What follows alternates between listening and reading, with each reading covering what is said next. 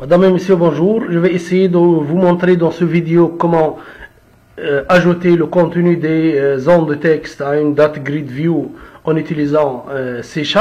Pour le faire, donc j'ai réalisé ce travail. Donc j'ai commencé par créer ou ajouter des text box, donc des contrôles text box. Je les nommé comme étant TXT, CRT pour dire c'est le code article. Ici c'est la désignation, donc c'est TXT désignation. Ici c'est TXT prix. Ici c'est TXT quantité et donc à ajouter dans notre data grid view le prix total. Le prix total, ça sera le prix unitaire fois la quantité. J'ai ajouté aussi le contrôle bouton. Contrôle bouton et sous l'événement de ce contrôle, j'ai ajouté le code qui nous permet soit d'ajouter le contenu du textbox à notre data grid view ainsi que vider les zones de texte. J'ai aussi nommé notre data grid view comme étant DGV pour dire data grid view utilisation. Autre chose, j'ai oublié au départ, c'est ici. Donc pour les text box, j'ai défini leur propriété tab index comme étant 0, 1, 2, 3 pour utiliser seulement le clavier. Donc ici, tab index pour chacune de ces text box. Tab index, propriété tab index, j'ai commencé par le 0. Ici c'est 1, 2, 3. Et notre bouton mise à jour, elle prend le tab index comme étant tab index, propriété tab index. 4 aussi, j'ai lié la forme propriété, j'ai défini la propriété de notre forme propriété accept button. Accept button pour BTN enregistré. Pourquoi? Une fois j'ai terminé le saisie de ces 4 zones de texte, donc j'ai tapé sur l'entrée de notre clavier, pour mon clavier, pour ajouter le contenu à notre data grid view. Au niveau de data grid view, j'ai seulement le nommé comme étant propriété qui a été changé. Et pour le faire, donc sous l'événement load de notre forme, donc j'ai créé les 5 colonnes pour le faire. Donc data grid view utilisation column count, donc j'ai défini 5 colonnes, donc la propriété column count, c'est 5 colonne 5 et précisons ici que je vais commencer toujours par 0. C'est data grid view.column 0 ici. Si je veux travailler sur .NET, si vous travaillez sur .NET, donc changez ici les accolades par des parenthèses. Et rien ne se change, bien sûr. Ici, éliminer le point virgule. Donc, la colonne numéro 0, c'est code article. Ici, la colonne numéro 1, c'est désignation. Numéro 2, notons ici que ça sera le texte qui sera affiché aux en-têtes des colonnes. Donc, ici, j'ai pas nommé réellement le nom qui sera utilisé dans le code.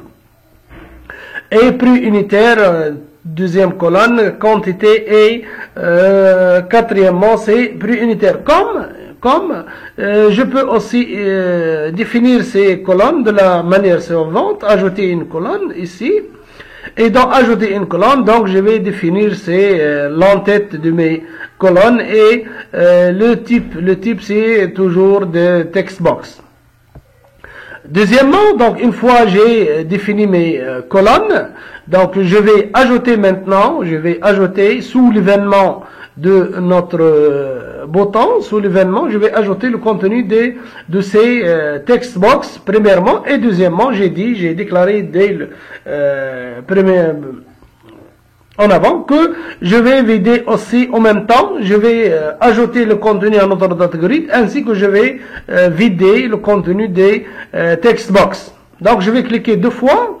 Qu'est-ce que j'ai fait ici? Data grid view Ici, je vais utiliser les lignes.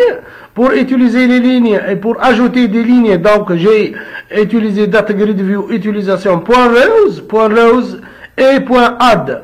Add est dans .add. Donc j'ai ici ajouté le contenu des 4 text box ici. Premièrement, c'est texte article, voilà, il est texte article, point texte, virgule, pour dire à notre code qu'il va changer la colonne. Ici, virgule pour, c'est la, que je vais dire à C# que la colonne numéro 1 de notre DataGridView a été terminée, et je vais changer, je vais dans la deuxième colonne, qui est désignation .text, bien sûr, ici TXT pris .text, et ici .text, et j'ai laissé par défaut le contenu des deux champs. Ces deux champs, c'est comme étant des chaînes de caractères. Maintenant, cinquième colonne, qui ce sera le prix total. Le prix total, ça sera TXT prix fois la quantité, bien sûr, TXT prix unitaire fois quantité. Donc, et ici, remarquez que je ne peux pas multiplier une chaîne de caractères fois une chaîne de caractères. Donc, je suis appelé de changer ou de convertir le contenu de ces deux zones de texte vers float. Pourquoi float? Parce que il se peut que le prix ou la quantité soit avec virgule. Comme je peux utiliser, bien sûr, ici, le single ou le double. Donc, c'est le contenu de notre zone de texte prix converti en float fois le contenu de notre zone de texte quantité, et ça sera le résultat, ça sera le prix total. Premièrement, ça. Et deuxièmement, maintenant, ici, c'est qu'est-ce que j'ai fait? Je vais vider une fois le contenu a été ajouté à la ligne DataGridView. Donc, remarquons ici que j'ai ajouté une seule ligne. Et ici, je vais chaque fois vider les zones de texte. Pour faire vider les zones de texte, je vais utiliser for each.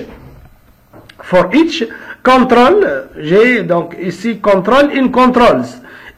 Si le control est de type text box, donc je vais le vider, tout simplement. Comme je peux faire plus simplement que ça, donc je vais répéter les 4 zones de texte ici, égale à vide, donc à la place de, mais professionnellement, je vais utiliser for each.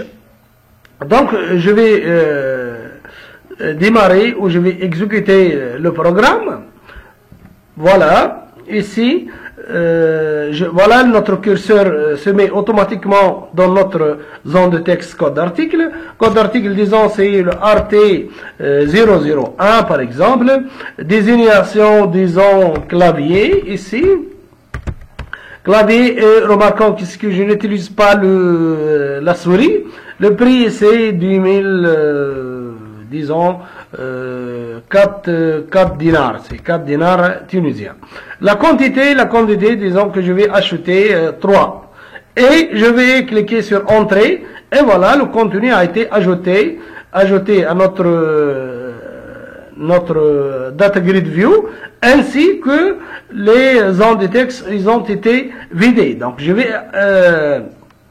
ajouter un autre article, disons 002, et ici c'est souris, par exemple, souris, et prix c'est, disons 7 dinars, 7 dinars, la quantité ça sera 6 par exemple. Et je vais cliquer sur Entrée, voilà, le prix total ici a été calculé automatiquement, ici, il a été calculé automatiquement, et sous l'événement de notre bouton mise à jour. Merci et au revoir.